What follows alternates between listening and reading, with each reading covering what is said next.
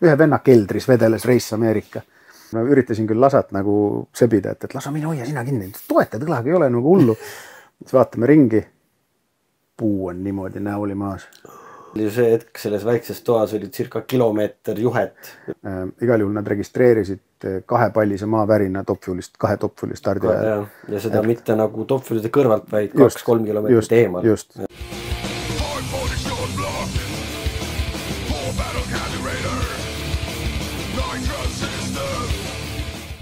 Tere, Kaarel! Tervist! Sa oled mees nagu orkester. Sa oled ju meil kiirenduse alakomitee esimees. Jätkuvalt. On au kanda seda ametit, jah. Lisaks sa ju oled ka peakohtunik. Jaa. Siis sa oled ju ka EDRA üks eestvedajatest ja asutajatest. Jah, ka see au on minu poolne taaskord. Ja. Siin me saame ka kohe seda öelda, et alakomitee ja EDRA on 2 eri asja. No täiesti erinevad asjad. Ja EDRAs sa ju ka tegeled ajavõtuga. Jaa, ma olen nii-öelda osa selles mõttes sellest ajavõtu meeskonnast kui sellisest. Ja lisaks siis veel ka rajaprepiga tegeled. Osa ka rajaprepi meeskonnast. Ainuisikuliselt ei tee ma neist praktiliselt mitte ühtegi peale peakohtuniku kui sellise. Aga ikkagi need on ju ka nagu siukene suured asjad, mis sa teed. Et nüüdisaja vaatajad, ma arvan, teevad kõik neid EDRA live rajaprepi tegemisest, kuidas iga päev ikka on tulnud mõned videod, kui olete enne võistlusprepi teinud. Väärika ettevalmistus sussiga. Ja lisaks ju tegelikult sa ju aitad ka hallata kohtunikke, neid koolitada ja suunata. No see on EDRA suurem eesmärk kui selline selles mõttes, et seda jällegi ma kindlasti ei tee üksi.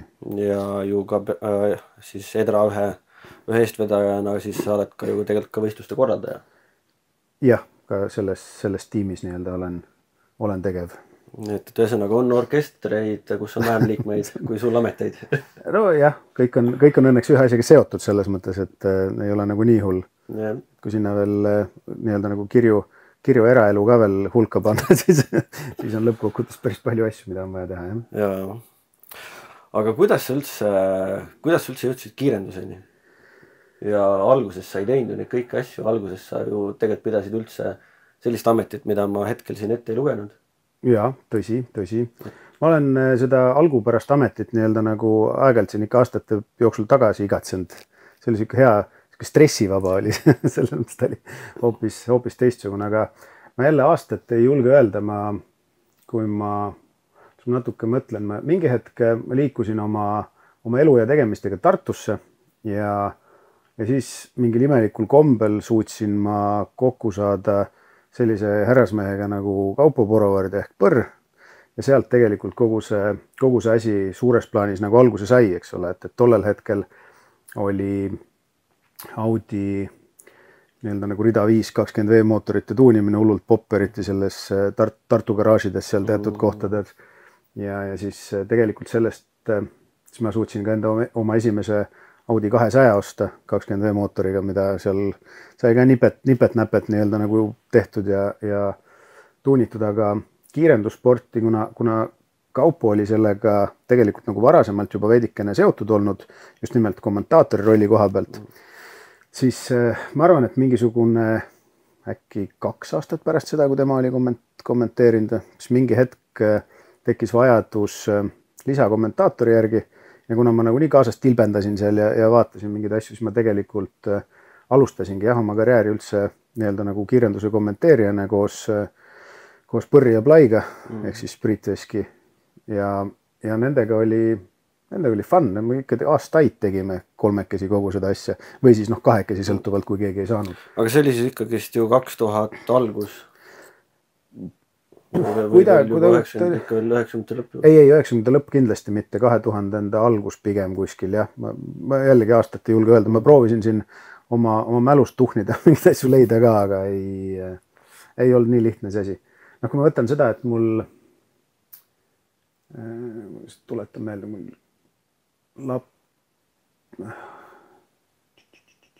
ikka 2000 algus kuskil, jah. Sest see oli siis umbes sama ajajärk, kui Aivo ja Põrr said omavahel vist rohkem koostöö peale.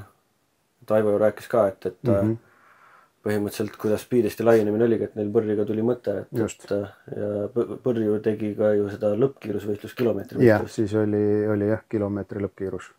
Et sealt siis kuidagi. Sest et ju samamoodi siis härra Veski oli ju ka ju Speedistil juba enne seda ju kommentaator. Ja igasugustel muudel suurematel üritustel, mis seal tollel hetkel ju olid meil. Sest et mina ütlen ausalt, et härra Veski nagu häält väga ei mäleta. Et ma mäletan kas Põrri häält või siis just sind ja Kristjan Veederik koos. Et kuidas Vetu siin... Vetu tuli nüüd mõned aastad hiljem sinna lisaks.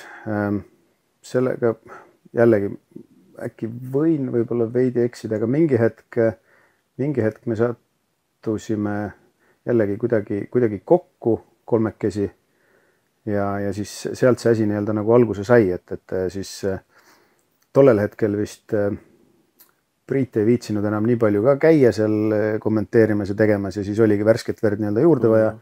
Kristjanile väga see asi ka meeldis ja siis me tegime juba kolmekesi kogu seda asja nii-öelda nagu edasi.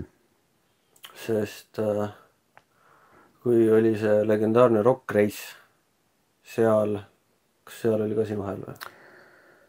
Ma tahaks öelda, et oli. See on 100% julge, aga ma nagu kuidagi mäletan, et ma olin seal tegev. Ja seda ma nagu ise mäletaks ka, sest et ma ise käisin ka Rock Race'il, see oli vist siis esimene Rock Race. Ja sealt mul on kuidagi Põrri ja sinu ja Veedleri hääled on kuidagi nagu sellest ajastust meelde jäänud. Võis täitsa vabalt nii olla. Ja siis see aeg oli ju hoopis teistmoodi. Siis, kui tänapäeval meil on ikkagist indeksklassid, siis see aeg olid veel ju need kurikuulsad A, B, C, D. A, B, C, D ja kubatuuri järgsed klassid, mis olid päris huvitavad selles mõttes, et omal ajal nad täitsid super hästi oma eesmärki, just nimelt sellise nii-öelda sinna tuleku peale ja kuna too hetk võib-olla ei osatud nii lõpuni ja nii peenelt tuunida nagu hetkel, eks ole, siis oligi sellest kubatuuri piirangust nagu paras jagu täpselt, eks ole, et kui sul on kuni 3-liitrine mootor, siis sul on kuni 3-liitrine mootor, eks ole, ja sealt eriti vabalt hingavana ei suudetud seda jõuvahet nagu nii palju erinevalt välja võtta, et tänapäeval on natuke teised lood ja sellepärast ka need indeksklassid. Aga too oli kihvt aeg, seal oli nagu jumal, mis autosid seal tollel ajal sõitis, et see oli ikka nagu super äge. Ja vahepeal oli lõpuks see seis, et B-klass, mis siis oli ju kuni 3 liitrit üle laetud vist. Ja seal olid ülelaadimistelt koefitsiendiga alati arvestatud lisaks. Ju Audid läksid B-klassi kõik. Ja mingi hetk oli ju see, et samastast ju Supra on ju ka, Mark Levoit oli ka B-klassis, Supra on 3-liitrine ja Kaido Krumm oli ka 3-liitrine. Need 3-liitrised turbokad olid ka veel B-klassis. Et ju mingi hetk oligi ju see seis, et B-klass oli kiirem kui D-klass. Ehk siis D-klass oli piikplokiga autod, mis siis... Seal oli igasugu toredaid asju. Ma otsisin ka tegelikult, ma kuskil olid need klassikirjeldused, ma leidsin isegi oma vanast arvutist üles, mis täpselt need olid. Tegelikult neid on leitavad praegu netist ilmselt ka, et kuidas me need jaotatud olid. Teekuhaku foorumis veel ei ole siin. Võib-olla täitsa vabalt mingid alles need kõik need vanad foorumi teevad ürituste all, et see on täitsa loogiline. Aga võib-olla nagu seda ajastust rääkides, et kommenteerimus hakkasid enne, kui PHRA siin oli nagu see juhtorgan või pigem see aeg juba? Ma pigem arvan, et nad olid ikkagi siis juba väga tugevalt sellega seotud, et ma mäletan ikkagi seda, et kui me kommenteerima hakkasime, siis ajavõtumeeskond, eks oli, siis tollel hetkel vist ta oli ikkagi veel C-tre nime all. See on ka Tartus pärit asi vist on ju.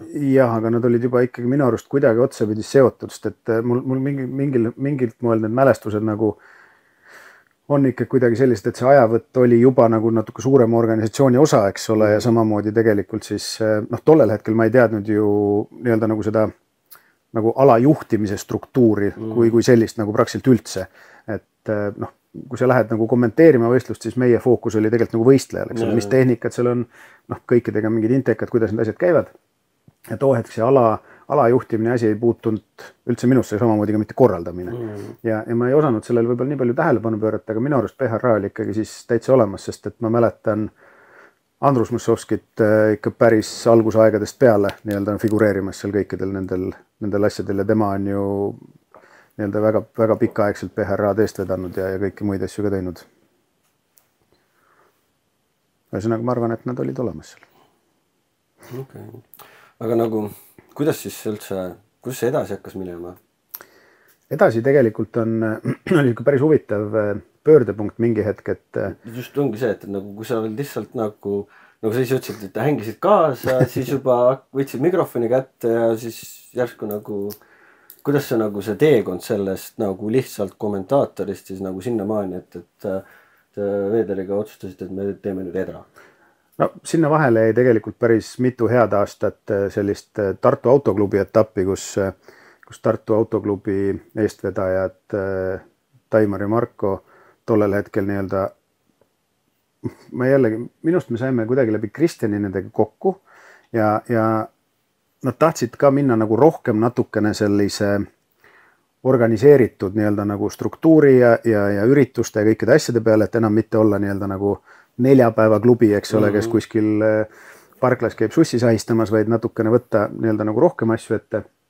Ja minu arust me tollel hetkel nii-öelda liitusime klubiga, olime seal, aitasime neil seda kiirenduse poolt just nimelt nagu kaasa teha ja tegelikult me mingil aastal, ma kirjutasin sulle ka vist Messengeri, ma ei mäleta nüüd enam peast, mingil aastal me tegime ju Tartu autoklubi nii-öelda nagu karikasarja lausa, et Tartus siis lennuväljal, kus veel toona sõita sai.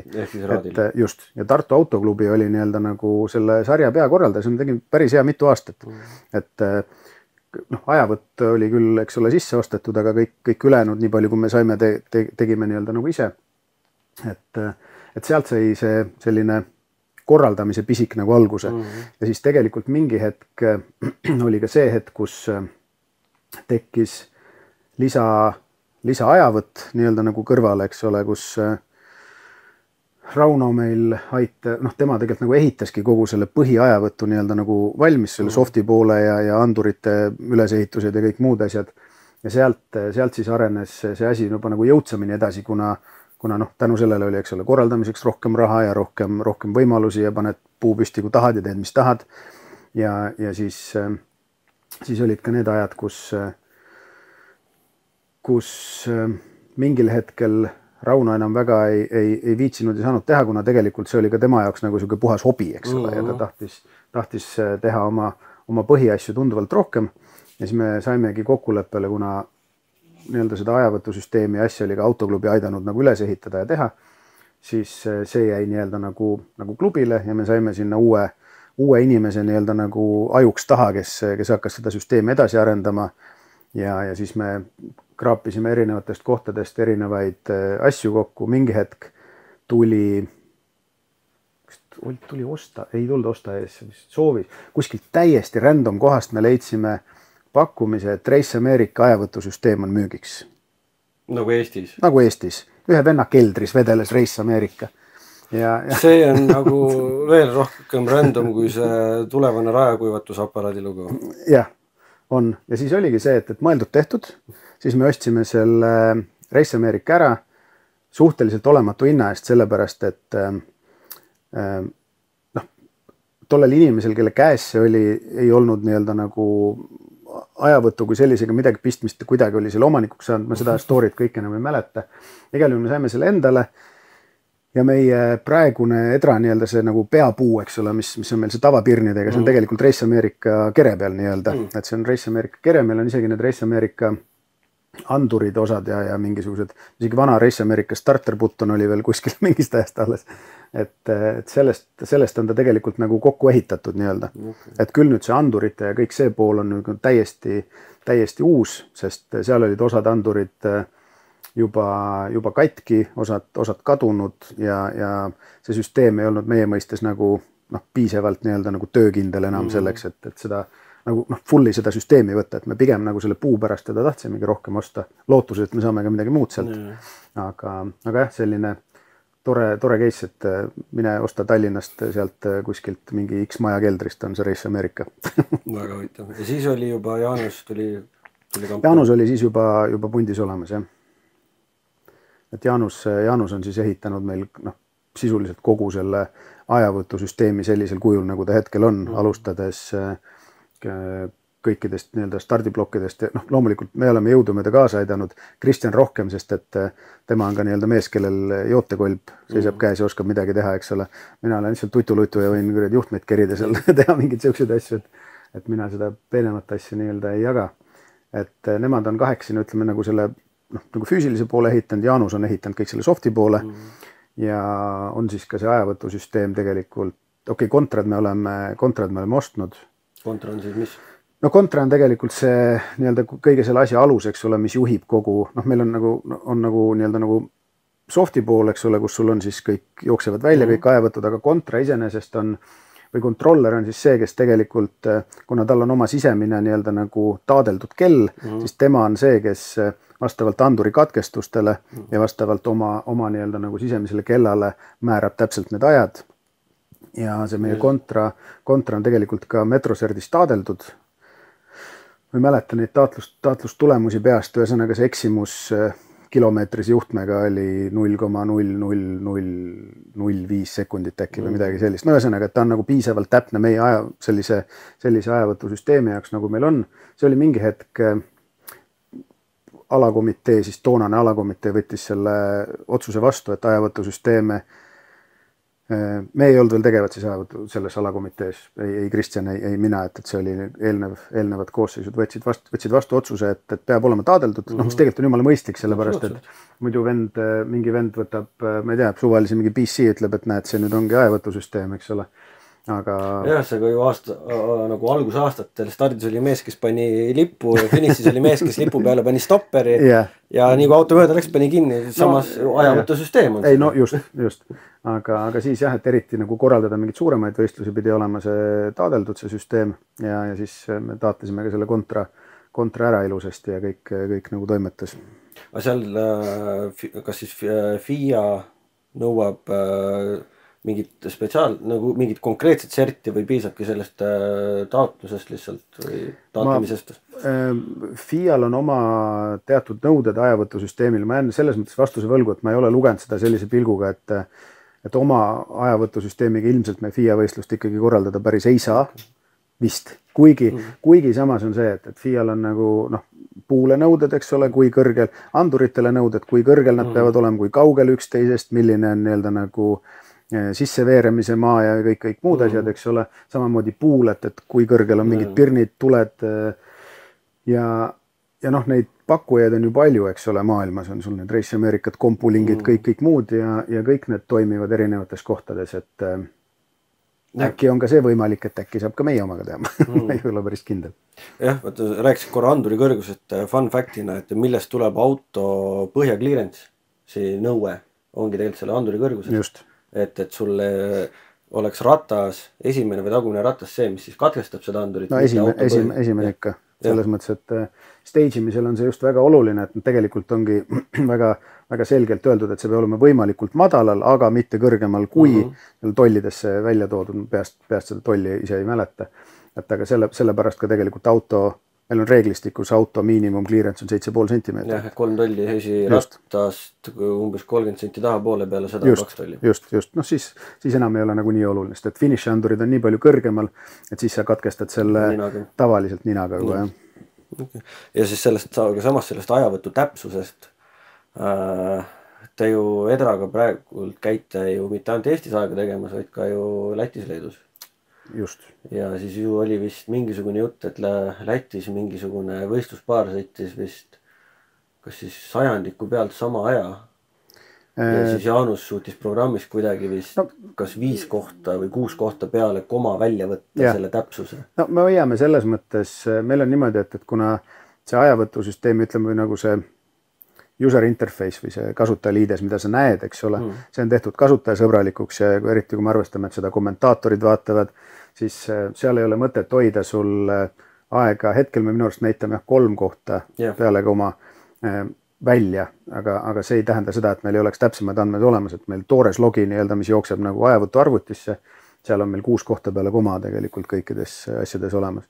Selle üle võib nüüd teoreetiliselt muidugi vaielda, et kui seal 6 koht peale koma, et kas see ka nagu reaalselt erineb, eks ole, aga vähemalt 2 numbrit on erinevad. No see, et kui ju kaablid on ju võrdselt veetud, andmed on võrdselt ja vähemalt nagu auto selle mõttes vähemalt näitab ära. No nii ta võiks olla, aga ütleme, et kõik need erinevad maad on läbi aja jõudnud nii-öelda nagu sinnamaani, kus keegi ei kahtle enam edra ajavõtu täpsuses, mis on nagu meie jaoks hästi suur selline tunnustus, et kui keegi ei tule sinna, kuule, aga see aeg on vale, et need ajad on möödas, meil on olnud mis sekeldusi selle ajavõtuga vanasti, aga nüüd on ikkagi väga stabiilne. Isegi veel mäletan, et ega ju mina esimest korda võistlemas käisin 2016, enne seda käisin juba paari teise sõitjaga boksisabis, veel siis ütleme 14-15 oli veel ju ajavõtusüsteemi erroreid.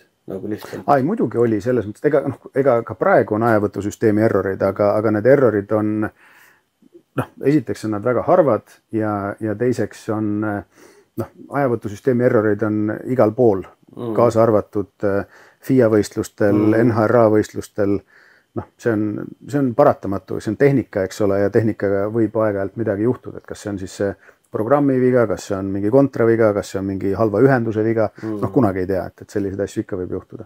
Jah, sellega tuli praegu ka see meelde, mis Jari kunagi rääkis meie Soome sõber, et ta oli vist starterina ise stardis nupuga, kuigi neil oli ju see auto automaatselt tööle minev puu.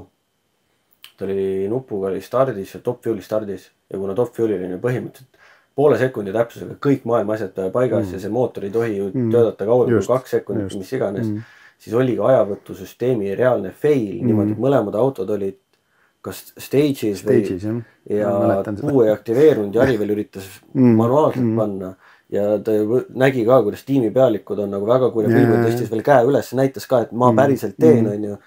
Et see on nagu... On muidugi, lükataksegi top fuel'id ära tagasi, käib neil mootor uuesti lahti, vaadatakse üle, tulevad tunni pooleteise pärast uuesti starti ja elu on selline. Muidugi nad on pahased, aga see on selline asi, mille vastu nagu keegi ennast kaitsta ei saa, sest et selliseid asju nagu juhtub, eks ole. Et see ajavõttu, võib-olla siuke kõige kurioossem selle ajavõttu asi oli, mäletan, me olime Lätis toona, kui Lätis veel oli hästi palju ajavõtmist ja Läti oli hästi popp nii-öelda nagu oma kiirenduste poole pealt ja siis me olime Jaanusega seal, Ventspilsis oli üritus, Ventspilsi lennuväljal ja meil oli niimoodi, et meil oli see kontra oli, muidu oli meil kontra nii-öelda nagu lahtiselt seal raja keskel, eks ole. Aga siis me mõtlesime, et inetu on selles, hoiad seda väikest mingit jubinat seal juhtmed kuskil, eks ole, et teeme talle ilusa kasti, mõeldud tehtud, eks ole, tegime ilusa kasti, vaatasime ka, et tavaliselt ju tumeda pinna peal sõidame, et värvime kasti ilusti mustaks. Soliidne selles, et just paned sinna keskel ära ja kõik on hästi. Ja loomulikult selle peale keegi ei mõelnud, et mingi õhuauk sinna sisse teha. Ventspils, 30 kraadi kuuma. Juuli lõpp, augusti algus. Juuli lõpp, augusti algus. Laus päike. Ja siis on see, et ajavõtt nagu töötab, aga ajad on nagu täiesti võsas. Ka mitte nagu väga-väga võsas, aga saad aru, et on võsas. Mingisugune 1,5 sekundit oli mingi vahe, siis näitas jälle õigesti. Siis oli mingi see vahe. Ja siis saad aru, lõpuks oligi, et esimene päev katkestati pärast lõunal ja korralda ütles meile ka, et kuulge mehed, et võtke oma kuradi kodinad ja mõelge välja, mis teema on, eks ole. Siis me võtsime niimoodi, et meil oli siuke mingis väikses butiikhotellis oli meil Jaanusega see mingi katusetuba, eks ole. Ja seal oli niimoodi, sinna me panime siis selle kontra maha, panime see andurid maha, lühikese vahega küll, eks ole. Jooksime seal jalgadega ja näppudega ja kõik asju läbi, et proovida, mis selle kontraga nagu on, eks ole. Mis teema on? Pluss teil ju see hetk selles väikses toas oli circa kilomeeter juhet laiali kuidagi. Me panime väiksemate juhtmetega. Õnneks me ei pidanud neid kõiki lahti kruvima. Aga mõte oligi selles, et aru saada, et nagu mis toimub, see on täiesti müstika. Ja siis mingi hetk oli see, et nuputame, proovime, vahetame peegleid, proovime kõiki asju. Mitte midagi. Ja siis mingi hetk on see, et Jaanus vist võttis selle manuali nii-öelda nagu lahti lõpuks, et hakata vaatama, et mis seal nagu on, et kas tuleb midagi ümber, hakata progema ja vaatama. Põhimõtteliselt esimesel lehel, manuali esimesel lehel on töötemperatuur. Ja siis vaatad, mingi 40 kraadi vist oli maks või, pluss 40. see oli mõlemal see hetk, et siis võtsime kasti ümbert ära järgmiseks päevaks ja kõik töötas nagu titi-viti.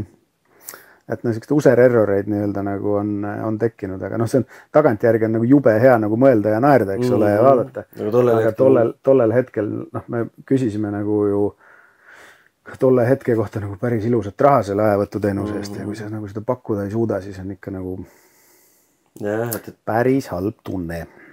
Täitsa usun. Ja see oli veel Läti meistrikate etapp, ei olnud nagu mingi suvaline kiirendus, eks ole. Testipäev, mis iganes. Meistrivõistluste etapil tegeleb mingi jamaga. Aga ei, järgmine päev sõitsime kõik ajasõidud uuesti igaks juhuks ja võistlus lõpetati ära ja kõik olid väga rahul ja väga tänulikud.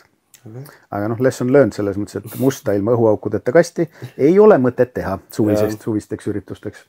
Jaa, kõlab väga loogiliselt tegelikult. Aga noh, sellel hetkel sa ju mõttes vaatad, et visuaalselt on ju jube ilus kõik see. Kuigi ma korra jutu alguses arvasin, et see asi läheb kuidagi sinnamaani, et must kast ja lõpuks keegi ei näinud seda ja komistati otsa ja lõhuti ära midagi. Ei. See oleks väga lihtne olnud. Aga noh, neid ju ajavõtusüsteemi lõhkumisi on ju ka ette tulnud, isegi mitte nagu tahtlikke, vaid just tahtmatuid, et kas kellelgi on näpust läinud sõitnud mingi anduri või peegli puruks ja... Neid on, see anduri või peegli lõhkumine on nagu osa spordist, et see on niisugune tavapärane asi. Et meie jaoks ikkagi kõige sellisem markantsem nii-öelda nagu juhus oli jällegi Leedus seekord nüüd, kus me ei mäleta seda aastat, aga see oli ka päris mitu hea aastat tagasi, kus Leedus on niimoodi, et neil on, noh, kui on mingi paus, eks ole, siis nad üritavad selle täita mingisuguse komöödiaga. Noh, kas on mingisugune, lätlased tegid drifti-show'd, eks ole, mingi hetk, aga leedukatel on see, et kuna neil olid seal nii-öelda nagu piirivalve, nii-öelda nagu valvekoerad või politsei valvekoerad nii-öelda, kes nagu perimeetrit nii-öelda nagu valvasid, et keegi kuskilt metsa vahelt sisse ei tuleks. Siis nendega tehti nagu see show seal nii-öelda. Et noh, rahvale näidati, see vend pani selle suure pufaika selga, eks ole, üks keegi jooksis eest ärekoer, tõmbas pikali, noh, jube äge, kõik plaaksutavad, kõik on hästi ilus. Show lõpeb ära, me vaatasime ka ära ja keerame seljad, hakkame minema stardikaare poole tagasi, et noh, teisel pool nagu kaugemal, puust kaugemal oli kõik see show. Ja hakkame minema tagasi ja mingi hull pauk käib. Aru ei saa, mis toimub. Siis vaatame ringi. Puu on niimoodi näoli maas ühele poole. Et noh, tollel hetkel me jälle ei, noh, meil see kolmjalg on ilusti all. Pärast seda me näiteks kinnitame selle kolmjala alati maa külge või paneme sinna mingid raskused peale. Kuni selle hetkeni oli jällegi see, et aga noh, õnneks lõppes see asi sellega, et puul olid ühepoolne pirnid katki, varupirnid olid meil olemas, keerasime need sisse, pühkisime raja ära ja sõit läks edasi, aga jälle see hetk, kus on mingid pildid ka telefonis, kus see puu nagu vedeleb maas niimoodi, killud on kõik ümber ringi. Vaatad seda pilti ja mõtled, kui Aivo Alanurm käis, siis ta rääkis ka, et kui leedukatega just, et Leedust käis just Ikelis selle reaktiiviga. Ta ütles ka, et esimese stardiga, kui ta lõpuks minema pani, siis puu tahtis põhimõtteliselt lendu panna. Ja on. Teeb kaunis ärevaks. Ei, muidugi teeb selles mõttes, et kaks aastat tagasi või 3 aastat tagasi American Beauty'l, kui oli see koolibuss, mis oli reaktiivkoolibuss, siis oli ju samamoodi, et nii palju, kui me saime, võtsime mingid andureid ja asju sealt eest ära, aga noh, kuna puu oli nagu kinni ikkagi maakülis, puud ikka maha võtma, noh, inetu ka veel peale selle, eks ole, et puuga on ikka andsime stardi, kõik on jumal äge. Mäletan, et mina vist läksin puud kinni, et ma üritasin küll lasat nagu sebida, et lasa mine hoia sina kinni, toetad õlaga, ei ole nagu hullu. Aga siis lõppkokkuvõttes oli ikka seal päris jõudne nagu olla, ma olin ka mingi edra selle paksu jopega ja kapuuts peas ja seljaga sinna poole, nii palav oli. Aga puu jäi püsti. Et eks siukseid asju on. Aga enne see andurite lõhkumine või see on niisugune tavapärane, et ega noh, kuna meil tänu meie raja eripärale on meil ikkagi niimoodi, et meil ei ole andurid, eks ole, kaardvooli taga peidus või kaardvooli sees peidus, nagu on muudel radadel. Ehk siis eesti keeles raja äärte sees. Noh, kuidas sa nimetad kaitseäär või kaitsevall, eks ole, mis on betoonist tavalistel radadel. Et tegelikult on see, et näiteks kui me Soome kas Alastara või Kauhava rajast räägime, siis meil on, eks ole, nendest betoonblokkidest nende õigest kohast see auk sisse tehtud, eks ole, andur on seal sees niimoodi, et andur vaatab ilusasti peeglisse, mis on siis raja keskel. ja noh, need peeglid ja foam'id on nagu, või need vahuplokid on nagu lihtsasti asendatavad, et andurid on vähe kallimad. Meil on sõltuvalt setupist on siis kas andurid ääres või andurid keskel. Me saame mõlemat pidi teha oma süsteemiga. Ja siin on, ikka on jah, markantsemad juhtumid on see, kus 4 andurit sõidetakse korraga puruks näiteks. Meie vana hea sõber Corradoga suutis eelmine aasta Leedus selle ära teha. Aga vist nihutud ajalises mõttes, remondi mõttes on hullem see, kui juhtmed puruks sõidetakse või? Noh, andur ja peegli puhul on see, et sa võtad uue ja paned kinni, eks ole. Kui juhe läheb katki, noh, kui juhe on nagu nähtavalt kuskilt kohast katki, siis ei ole see hull, lööme uued otsad ja paneme ta kuidagi kinni. Või noh, hetkel meil on ikkagi niimoodi, et meil nagu full täiskomplekti varujuhtmeid me tavaliselt kaasa ei võta, kuna see tõenäoliselt mõlemalt poolt kõik kaablid katki sõidetakse väike, aga noh, ühe poole varukaabel on alati kaasas. Ja lisaks veel üks lõpp, et me saame alati ringi mingeid asju mängida niimoodi, et tavaliselt me peame uue kaabli kõrvale, paneme käima, mitte ei hakka otsima, kus kohas ta katki on. Et aga noh, alati selle ajavõtusüsteemiga on see, et ei tohi kunagi olla liiga nagu kindel oma asjades või nagu liiga ülbeks ei tohi kunagi minna, et see maksab nagu alati väga, väga valusalt kätte, et Leedus meil oli jälle üks juhus, kus meil ajavõtusüsteemi, lubas ööseks vihma. Ei kata kinni andurid, kõik on veekindlad. Peegel ju. Ei peegel keskel seda nagunii, eks ole, aga isegi andurid ei hakka kinni katma. Tegelikult on need ju veekindlad andurid ja kõik pistikud on meil ju ilusasti liimitud ja termokahanevaga ja mitte mingit muret ei ole, eks ole. Ja siis järgmine hommik, 2-3 sõitu on kõik hästi, või isegi võib-olla natuke rohkem. Mingi hetk hakkab parem rada, kogu aeg viskab errorisse. Kogu aeg viskab, kohe tuleb lõppaeg ja aru ei saa, mis teema on. Vahetasime andureid, vahetasime juhtmeid, puhusime, otsisime, vaatasime, möllasime. Ja ei saanudki, 2 tundi vist oli pausi või 2,5 tundi, kus me otsisime nagu mingit asja. Ja siis lõpuks selgus, et mitte finiši andur, kas oli 60 jala andur või mingi hästi naljakas andur, mis lõppkokkuvõttes oli seest uduseks läinud, andis valel ajal nii-öelda nagu signaali ja seal oli vist juhe ka kuskil, pistikus juhe ka märjaks saanud, et lükkas veel ka nii-öelda nagu pluss ja miinus oma vahel kokku. Ja oligi, ma räägin, suur tsirkus, aga nüüd on kõikidest asjadest õpitud, et andurid kaetakse kinni või võetakse ära ja nii edasi, et eks sa õpidki läbi selle tegevuse kõiki neid asju. Aga lihtsam ongi enda vigadest õppida kui teiste õpetustest. Ja teiste vigadest. Selles mõttes, et jah, targad õpivad nii-öelda nagu ainult enda vigadest ja korduvatest vigadest on ju, et ega vähemalt virgad seda teevad. Aga tegelikult nüüd me ruttasime päris palju ajast ette selle aja. Hüppasime veidikene, aga lähme siis korraks tagasi sinna autoklubi orgunni juurde, eks ole. Et autoklubiga me tegime aastaid koos mitu head aastat seda sama karikasarja. See oli väga äge. Aga siis paralleelselt oli siis ka Eesti nagu meestevõistluste etapid toimusid ju ka ju? Jah, olid lisaks.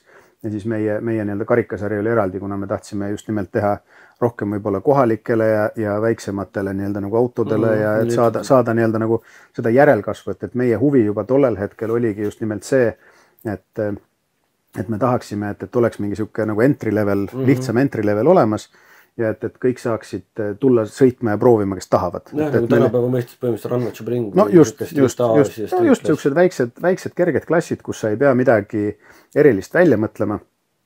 Ja siis neid mitu aastat korraldasime, siis mingi hetk autoklubi selline entusiasm või siuke koostöö kõik meil kadus nagu omavahel ära ja siis tegelikult pärast seda juba see esimene samm nii-öelda nagu Edra poole saigi tehtud, et kui me Kristjaniga autoklubist ära tulime, siis me lõime selle Edra ja Edraga alustasimegi siis tegelikult, meie eesmärk oligi hakata sellist, ma ei ütle nüüd, et nagu ala populariseerima, eks ole, aga teha nagu mingisugune arenguhüpe kogu selles Eesti träägis, mis nagu tollel hetkel oli küll tegelikult väga heas seisus selles mõttes, et ta oli nagu ikkagi sõitjaid oli palju, pealtvaatajaid oli palju. Kui me pealtvaatajast räägime, Rock Race'il oli 10 000 pealtvaatajat. Noh, et meie praegused ükski üritus nagu sinna ligi lähedalegi ei jõua, eks ole.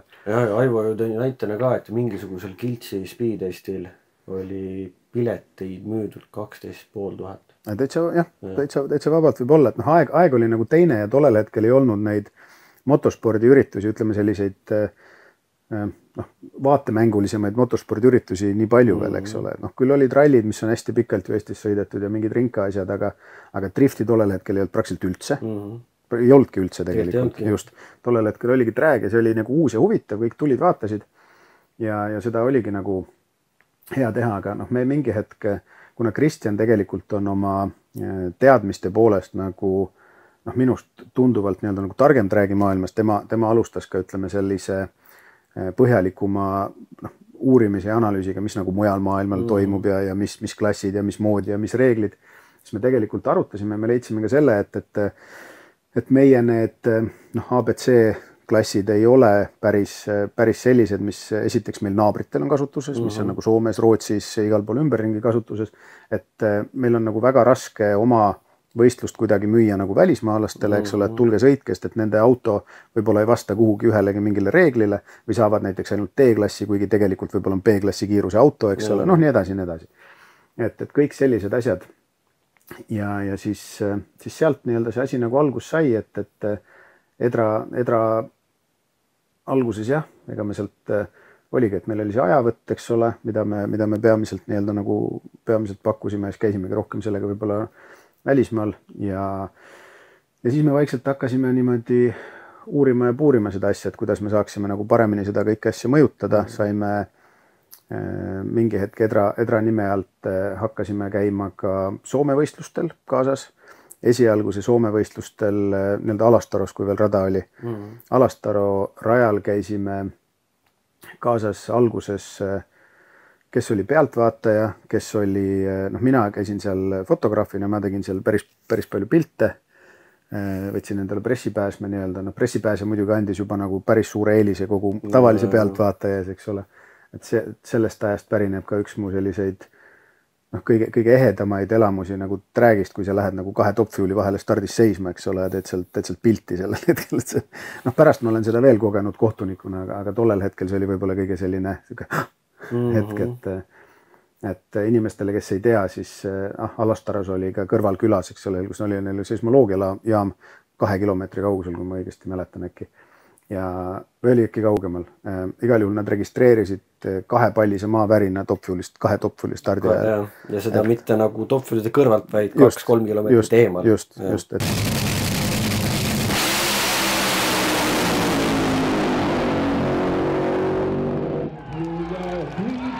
See on nagu, see on elamus seal 2 sellise masina vahel seista nii-öelda. Jah, seal on see, et jah, isegi kui sul kõrvaklapid peas, mis on väga mõistlik, et see on see, et see ei ole see, et mitte sa ei kuule starti, vaid sa nagu tunned seda starti nagu.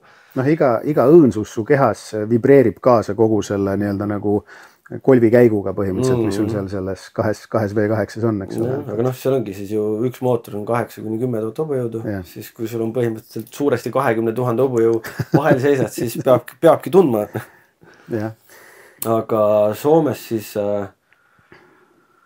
esialgu meediapääsega te ju lõpuks olite ju Soomes ju FRA-ga täitsa ju. Jaa, see on jällegi hästi suuresti nii-öelda nagu Kristjani teene tegelikult. Et tema tuli mingi hetk ka meiega kaasa, ma käisin vist paar aastat, käisime me oma seltskonnaga nii-öelda, mingi hetk tuli ka Kristjan meiega kaasa ja siis kui seal hakkas rohkem see suhtlemine ka nii-öelda nagu kohtunike FRA pooltega, siis mingi hetk nad kutsusid, et meil oligi see, et me saime nendega seal kokku, istusime, rääkisime veel pärast mingeid asju, siis mingi hetk kutsusid, kuulge poisid, aga kui te tahate, et tulge järgmine kord nagu vaatama, nagu kohtuniku poole pealt, et aitame, vaatame, mõtleme ja siis oli mina esimene aasta ei läinud sinna nii-öelda nagu appi kohtunikuks veel kaasa. Kristjan juba käis mingi teise seltskonnaga. Väkil see sama aastaga erinev võistlus. Anyways, ühesõnaga, et esimesed korrad, kui seal käidi, siis oli Kristjan seal nii-öelda see eestvedaja ja siis kui mina kaasa tulin, see oli ikka Kristjan eestvedaja, aga mina läksin lihtsalt kaasa, et mina olin tollel hetkel oma esimeses nii-öelda nagu ametipositsioonis olingi põhimõtteliselt 330 jala peal nii-öelda nagu oilspotter. ehk siis see vend, kes pärast igat sõitu vaatab oma selle lõigu üle, et ühtegi õlitilka maas ei ole. Kui tehakse pikka purni, siis sa vaatad üle, et ei tilguks, eks ole, või kui on kütust maha läinud näiteks redelitel, kui on tal paak ju ees, eks ole, kui ta kinni pidurdab, siis sealt loksub üle selle ääre välja, pühid selle ära, vaatad, et kõik oleks korras. Kui on mingi oil down, siis annad teada. Et hästi pikalt ma olin seal oil spotter. Kristjan käis seal ka erinevates ametites, vaatas seal seda päästetööd, eks ole, oli seal stardis. Kõik me, enamus meist me oleme olnud ka vahepeal harjas, eks ole, ja eks ta nii see koostöö tegelikult nagu alguse sai ja kuna soomlased olid ka enne pakkunud nii-öelda nagu osadele eestlastele nagu eelnevatele, et kes siis too hetk nagu träägi vedasid, et tulge ja me anname teile nagu pääsmed ja kõik asjad ja elamised ja et teeme midagi. Aga nende kogemus sinnani on olnud see, et nad andsid nagu pääsmed, ööbimised asjad ära, siis nagu inimesed kadusid ära, eks ole, siis pärast ütlesid aitäh ja läksid ära. Et me olime nagu esimesed, kes reaalselt tahtsid nagu tööd teha ja jäid sinna. Ja siis me nagu aastast aastasse seal käisime ikka päris palju aastaid tegelikult paralleelselt nii-öelda Eesti tegemistega. Ja see tegelikult kooli mõistes on ju päris kõva, kui sa Eestis teed siin niisugust, mitte nagu halvustavalt nagu niisugust küla õlleliigat, siis Soomes oli ikkagi Euroopa meistrivõistluste etapp ka ju. Jah, tollel ajal oli FIA Euroopa meistrivõistluste etapp Soomes ja see on nagu Euroopa kõrgeim nii-öelda nagu asi, mida sa üldse teha saad, eks ole. Ja kogu see ettevalmistus ja kõik need asjad seal on väga suured. Ja soomlased, kui nad meil käisid, siis nad ütlesid, et see on nagu siuke hea nostalgia, et see on nagu mingi paarkümmend aastat tagasi nende asi, eks ole. Aga ta nii ta oligi, eks ole, et kuna nemad olid ikkagi kordades varem alustanud, siis nende jaoks oligi siuke hea nostalgiline tagasivaade. Aga sealt sai alguse kõik see siuke tõsisem huvi ja arusaam nii-öelda kogu sellest korralduse poolest, eks ole, ametite poolest, miks on line-up tähtis, miks on klasside kaupa, ma ei tea, parkimine tähtis, miks on 2 mahakeeramisteed näiteks, eks ole, miks on oil spotter tähtis. Ja siis mingi hetk oligi see, et me aitasime ka juba, jäime juba kauemaks, aitasime seal pakkida, eks ole, siis mingi hetk aitasime hommikuti võib-olla mingit raja värskendust teha. Ja mingi hetk oli ka see, et otsustasime, et tuleme siis nagu mõni päev varem või isegi veel varem jääme ka raja ettevalmistamisele nagu appi, et saada aru reaalselt, kuidas seda radaga tehakse, sest et tollel hetkel me olime juba ju selles olukorras, et meil Haapsalus nagu midagi oli, et mingi rehv oli sinna nagu ise maha hakanud, eks ole, mingi hetk oli sinna mingi suvaline liim pandud või mingid muid asju. Ja siis tegelikult tekkis ju tollel hetkel huvi, et võiks ju ka seda rada nii-öelda nagu veel ägedamaks ja paremaks teha. Ja sealt kogu see asi algus sai, et meil oli selles mõttes müts maha FRA ees, et nad on nagu nii abivalmis. Et nad ei olnud nagu, see ei olnud nagu see, et me teile ei räägi midagi või mingit asja. Kõike, absoluutselt kõike jagati, räägiti, käidi ju meil siin koha peal aitamas. Kõik need esimesed rajaprepid, mis me ju kunagi tegime ja midagigi proovisime teha, olid absoluutselt soomlaste abiga ainult. Kõik lohisti joonised, kui me rehvi lohisti esimene tehti, oli soomlaste nii-öelda nagu disain, eks ole, või nad joonistasid selle ära. Nad on varustanud meid selle imurmasinaga, mis meil tegelikult on, eks ole, rajapuhastusmasinaga. Siis nende käest on... siiamaani ju läbi nende tuleb ka ju kõiksugune kullatolm ja liim. Jah, kõik materjal me tellime ikkagi nende käest, sest et ise otse me ei ole sidemeid hakanud looma mingi toomiseks, sellel ei ole nagu mõtet, et kui me tahame, ma ei tea, tünni 2-3 oma hooajaks tellida näiteks liimi, siis keegi viitsi tegeleda sellega, kuna soomlased tellivad ikkagi 20-30 tünni liimi aastas. Kui on FIA etapp, siis tuleb nagu veel rohkem, eks ole, siis on hea lihtne, et ütleme, et palun pange meie 2 ka sinna hulka ja me pärast maksame selle 2 neile ära ja saamegi oma liimi asjad sealt. Tõesõnaga, kogu see meie raja know-how on tegelikult pärit soomlastelt, kindlasti on ise ka juurde loetud ja õpitud, eks ole, nagu ma ütlesin, et Kristjan on hästi põhjalik ja hästi siuke teadmisvimuline selle koha pealt, et tema on endale väga hästi kõik need asjad selgeks teinud. Ja mina olen nii-öelda nagu just nimelt nagu praktika ja töö käigus seda asja rohkem õppinud sinna juurde. Soomest veel rääkides, ma mäletan ühte korda, vaatasin mingeid videosi YouTube'ist, leidsin, kus oli äkki see soomlaste üks must BMW, mis ennast maha kandis. Ja kui vaatan videot ja ega soome keelest mina aru ei saa, järsku hakkab üks mees inglise keeles rääkima ja siis ma vaatasin, et kurat, ma olen seda häält kuulnud. Kas, ja see on vist, kas see isegi oligi Euroopakate võistlus? Jah, see oli Euroopakate oma jah, sest päris mitu aastat me käisime Kristjaniga kommenteerimas Alastaros FIA võistlust. Just nimelt sellepärast, et nende oma inglise keel ei olnud nagu nii palju hea, eks ole. Ja siis me jagasimegi niimoodi ära, et meie rääkisime nii-öelda nagu inglise keeles kogu seda infot ja soomlased ise rääkisid siis soome keeles. Miks see nagu nii tuli, me mingi hetk pakkusime selle välja. See tuligi sellest, et tegelikult me olime ise pealtvaatajad. Ja ega see, kui see soome keelt ei oska, see mitte kolbigi ei saanud aru, mis tegelikult toimus. Ja siis me tundsimegi sellest nii palju puudust, et kui me olime seal juba mingi aastat kohtunikud olnud, siis pakkusime välja, et kuule, et kuna me Eestis räägime, et proovime. Ja siis tollel hetkel oli see FRA Race Radio, kogu see ettevõtmine. Ja siis me olime seal Race Radios ka mitu aastat tegevad. Jah, sest ju Euroopakate ajal seal ei ole ainult Soomes kohal, seal on rootlased, norrakad, kogu Euroopa ikkagi, just. Ja siis me tegime käisime boksides nii-öelda nagu videointervjuusid tegemas, seal oli nagu telepilt neil eraldi kõikide erinevate sõitjatega ja lõppkokkuvõttes me olime ka mitu aastat, 3 äkki isegi, olime ka sellel American Car Show'l, mis on siis nagu teine FRA selline suur ettevõtmine, mis on siis alati lihavõtetel ja Soome või Helsingi selles messuhallis, kus on suur Ameerika autode nii-öelda nagu näitus. Ja seal oli ka see Race Radio nii-öelda nagu oma sellena olemas, et me seal olime samamoodi vahepeal 3, vahepeal 4, et meie Kristjaniga pluss 2 Soome poolt ja samamoodi kogu see 2,5 päeva nii-öelda nagu oli meil seal siis see muusika ja intekad ja rääkimised erinevates keeltes, kuna seal samamoodi küll põhikaader oli soomlane, aga seal oli ka hästi palju välismaalasi ja tänu sellele tuli see nagu päris süke. Jah, see üritus ise on ju niivõrd suur, et seal ongi ju see, ei olegi ainult Soome osalejad ja Soome külalised, vaid ongi tegelikult üle Euroopa. Just, ja isegi vahest ka võib juba öelda, üle maailma on seal isegi. Ja kindlasti, et neid ikkagi käib ja on, et see oli selline suur arenguhüpe nii-öelda nagu ka soomlaste enda jaoks edasi, et just nimelt see Race Radio pool, et nad ei olnud, see ei olnud nagu nii oluline tollel hetkel nende jaoks, eks ole, et kuna aga kui siis tulid juba live-ülekanded, siis live-ülekannetesse oli just vaja just ingliskeelset, kuna seda laivi vaadata rohkem just nimelt välismaalt, eks ole, seda soomlane väga ei vaadanud. Ja siis seal oli ka päris mitu ilusat aastat tehtud. Ma vahepeal isegi rääkisin eesti keeles seal, kui eestlased sõitsid. Ja seda ei pahandatud keegi? Ei pahandanud, selles õnneks küll mitte pikalt, et see 2-3 lauset, eks ole, aga eestlased olid kõik Ja see hetk ju, kes meil eestlastest sõitis, loomulikult Viljar Mäesepp. Viljar sõitis tollel hetkel. Aga Viljar sõitiski aktiivselt, ega rohkem tollel hetkel, kui me alustasime, ei olnudki tegelikult meie poolt sõitjaid proovimas, käis küll rohkem inimesi ka, aga aktiivselt sõitis ju Soome klassi ainult ikkagi Viljar Klaasa. Aga ju siis Lauri Kuriks ju tegi ju ka paar aastat Soomes hooaega. Siis see oli siis pigem enne seda, kui teie juba sinna jõudsite või?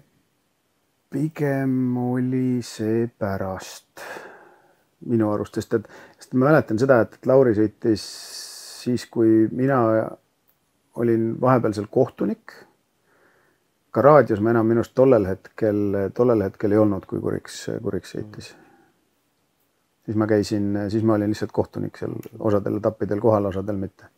Jah, ja lõpuks eestlastest ju oli ju Andres, kui ta liikus selle sinise Mustangi promoodi peale, siis ta ju käis ka tihedalt Soomes. Jah, siis enam meie poolt nii tihedalt võistlustel me enam ei käinud, sest et siis oli meil juba Eestis nii palju tegemist, et kuigi Kristjan Kristjan pigem käis ikka. Kristjan tegelikult on see, et Kristjan tegi ka endale Soome nii-öelda nagu kohtuniku A-litsentsi, mis tähendab seda, et ta võib olla nagu ametlik starter kõikidel SM-võistlustel ja tegelikult Kristjanit seal väga paljugi kasutati just nimelt starterina, et sellepärast ta käis ka väga palju ja tegelikult alati võttis ka mõne meie inimese kaasa, kes sai siis nii-öelda nagu lisaks endale õppida, eks ole. Mina tollel hetkel enam nii aktiivselt ei käinud, et siis olid mul juba nii-öelda nagu pere suurem ja lapsed suuremad ja vajasid võib-olla seda hoolt, et ma päris tervet suve ei tahtnud ka kodust ära olla. Sest jah, ju YouTube'is on need legendaarsed Motorsi videod, kus siis kajastataksegi ju põhiliselt seda, kuidas ju Viljar Mäesepp siis Godzillaga teeb tegusi ja seal ju nii-öelda lõpuaegadel juba siis oligi ju Andres oli ka sinise promoodiga seal, siis seda jäi ka silma ja siis, kui muidu oligi see, et kui nagu jah, tiimivaheline suhtlus ikka eesti keeles, aga kõik muu välissuhtlus käis ikkagi soome keeles, natuke inglise keeles, siis järsku oli üks natuke lühem mees, kellega räägiti eesti keeles. et see, et mina ju neid videosid nägin sellest maailmast ei ole midagi, siis oligi see, et nagu ja siis ta oli veel ju, Vetu oli ju veel FRA riietega. See ongi see, et miks siis on mingi kohalik kohtunik, kes eesti keelt puhub, vaata. Me olime jah seal, kuna see oli ikka FRA crew kõik, siis me olime kõik ikka kohalikes riietes, et Edra riietes isegi nüüd lõpus tegelikult me oleme olnud ikkagi nüüd ka, et päris viimased mõned üksikud aastad on Vetuga käinud Edra riietega või mõned tüdrukud, kes meil seal kaasas on käinud, aga üldiselt ikkagi saime sealt nagu riided suuremateks võistlusteks. Sest jah, lõppkokkuvõttes Soomes on veel ju seoses Eestiga asju tehtud, sellest pigem räägime natuke hiljem. Aga jah, ma kujutan ette, et see oli ikka kõva kool ja kõva know-how, mis sealt Soome poolt tuli. Ja eks siiamaani tuleb, et tegelikult kui me võtame ka hetkel nii-öelda neid rajapreppe, mis me oleme teinud, siis meil on praktiliselt alati olnud Soomest, eks ole, abikäed.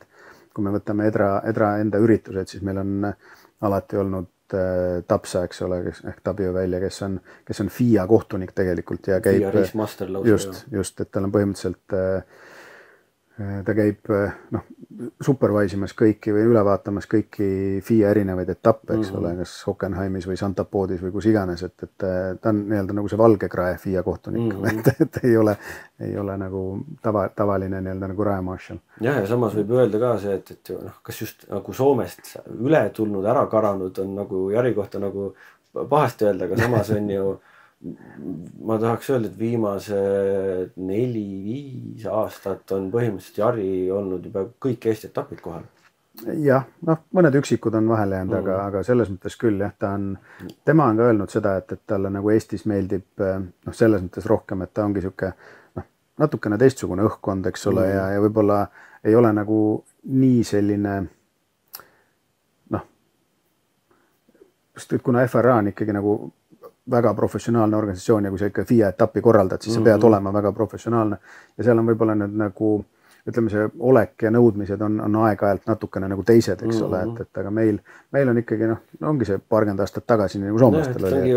Ongi vabam natukene. Ja tema on jah nagu hästi tubli, et ta on aidanud meil hästi palju transpordiga kõiki asju ja pluss lisaks rajaprepp ja kõik muud asjad, mis ta hea meelega tuleb ja teeb ja aitab ja ei karda seda, kui on vaja tellingut paika tõsta või aeda paika tõsta, et need on nagu toredad sellised.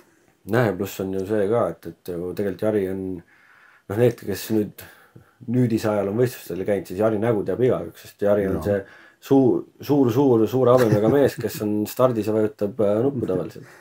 Jah, eks me olemegi natukene võib-olla teda liialt kasutanud, et me oma startereid siiski tahame tegelikult praegu juba jälle rohkem hoida, et kuna Jaril on see asi nagu veres, eks ole, ta juba teab, et teda on nagu väga lihtne meil ka kasutada, aga tegelikult meie eesmärk on pigem saada tema käest just nimelt seda know-how'd ja aidata oma kohtunikel areneda nagu rohkem, et saadagi oma kohtunikud ka rohkem nagu multifunktsionaalseks, et ei ole võib-olla sa ainult line-upi kohtunik, vaid sa vahepeal käid ka starteriks, vahepeal teed sa midagi muud, sest mis mulle näiteks FRA puhul hullult meeldib, on see, et seal pead sa käima sisuliselt kõik positsioonid läbi enne, kui sa näiteks saad peakohtunikuks minna. Et sa käid, oled päästes, oled registreerimises, oled line-upis, oled, ma ei tea, boksi teel, oled harjas, mis iganes. Starter, kõik asjad teed ära, siis sa alles saad nii-öelda nagu loa tõusta kuhugi natukene kõrgemale. Sa pead teadma kõike, eks ole, mis tegelikult sinu toimub. Sa ei saa olla, olgem ausalt, põhimõtteliselt ikkagi peakohtunik on põhimõtteliselt võistluste juht. Ta ongi võistluste juht, mitte ainult põhimõtteliselt. Ja kui sa tahad olla võistluste juht, siis sa pead teadma kõike seda, mida iga asi teeb, miks iga asi on ja olema sellega kursis. Et jah, muidu mõtled küll, et peakohtunik, mis ta istub seal ja on tähtis ja võtab vahel otsuseid vastu ja kõik on ju, aga tegelikult kui sa ei suuda hallata kogu seda asja, et jah, meil ju võistlejad, kes meil teavad, ongi see, et ju laupäeva hommikul, pühapäeva hommikul meil on ju briefing. Kus ongi siis räägid ära, et kaablid on seal, teeme nii, teeme naa, aga tegelikult enne seda veel on ju ka kohtunike briefing. Ja see on tavaliselt veel varem. noh, et siis ongi see hetk, et mida isegi sõitjad ei näe. Et ongi see, et tegelikult siis seda viib samamoodi peakohtuniku läbi ja räägib need ju asjad ära, lepitakse asjad kokku, jagatakse ära, kes kus on, kuidas see süsteem on. Et see on nagu veel niisugune nagu niisugune köögipool, millest teavad võib-olla ainult väga varajased lennuväljal olijad. No sellest teavad need, kes seal sees on.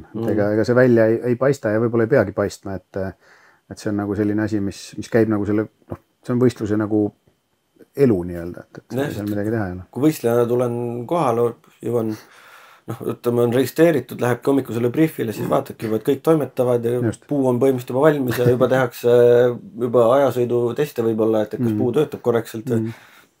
Et kõik on nagu valmis ja hästi. No jah, eks ta nii peabki olema, et sõitjal peabki selline nii-öelda nagu sissetulek olema, et tema näeb, et kõik asjad on valmis, ta ütleb, et regatud ja tehniline tehtud ja lähme ihutama. Aga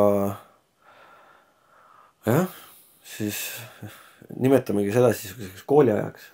No see oli, ütleme, kõige suurem siuke õppimiskurv, ma eeldan kogu selle asja juures, mis iganes asju sealt nagu tuli, eks ole, ja sealt me väga paljude Soome mõjutustega neid asju saime. See päädis mingi hetk sellega, et mingil hetkel siis see hästi pikalt püsinud alakomitee, kes oli, eks ole, otsis ka värsket verd ja siis läks Kristjan sinna alakomiteesse nii-öelda üheks liikmeks ja siis... Aga see oli vist veel see aeg, kui nii nimetatult PHRA seda põhiasja veel Eestis tegi? Ja ikka, selles mõttes, et PHRA oli siis ka kõik PHRA inimesed olid seal alakomitees, PHRA oli ajavõtt, eks ole, ja nemad nii-öelda nagu tollel hetkel ka see alaliit või ütleme nii-öelda nagu EAL kui selline ei omanud nagu suurt arusaama sellest kiirendusest üldse kui sellisest ja neil tegelikult EAL tegeles väga kitsalt on väga halb sõna, eks ole, aga ütleme, tegeles nagu natukene limiteeritumate aladega, ehk siis peamiselt ralli, eks ole, ja rinka ja kaardisport ja kõik muud sellised asjad, mis meil siin Eestis olid. Aga kiirendus oli usaldatud tollel hetkel nagu puhtalt PHRA kätte, kes oli siis nagu selline katusorganisatsioon kogu sellele. Ta oli ka nagu nii-öelda nagu alakomitee, aga samas oli ta nagu PHRA samas isikus põhimõtteliselt.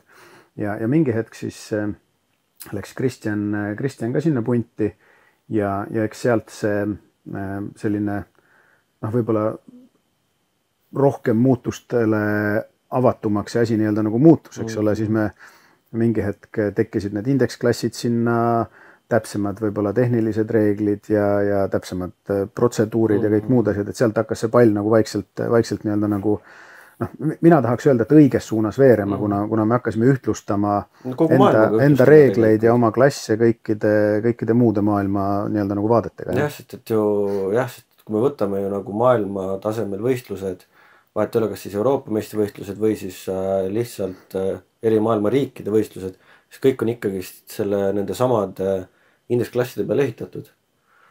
10, 9, 9, 9, 8, 9, 7,5 ja nii edasi. Nii ta on, et indeksklassid on selles mõttes õiglasemad, et seal võib-olla ei räägi see rahakott nii suurt rolli enam kui nendes kubatuuripõhistes klassides, sest et eriti lõpus oli nagu näha seda, et võtame näiteks nagu tsiklid näiteks, eks ole, tsiklid meil oli 2 klassi, eks ole, oli väiksed tsiklid ja siis nagu nii-öelda nagu suured tsiklid ja see oli ka kubatuur, minust oli kuni 600 ja siis üle 600, eks ole.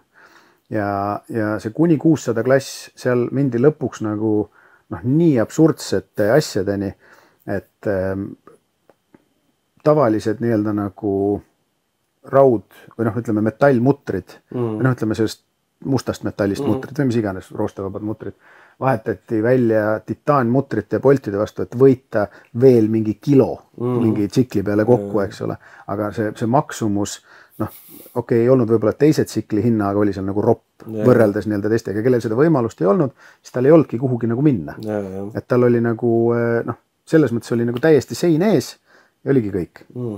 Ja see sama ju ka, et ju korra sai mainitud ka, et B-klass oli see kõige kiirem klass, kuigi ta oli nagu suurusjärgus 3-liitrised turboautod, aga need tegid kõigile silmad ette ja sellest ajast on ju eks see oli ka mõnes mõttes see nagu Eesti kiirenduses siukse turbotehnika ja siukse tänapäevasema võidusõidutehnika nagu hea areng.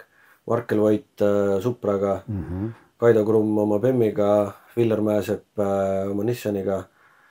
Ja seal oli veel tegelikult neid nimesid, lihtsalt need kolm on nagu siuksed kõige legendaarsemad autod, mis on nagu sellest ajast kõige rohkem meeles. Ja sealt tekkiski ju, Viljar Juset ju tegeles vist juba VKM-iga ka.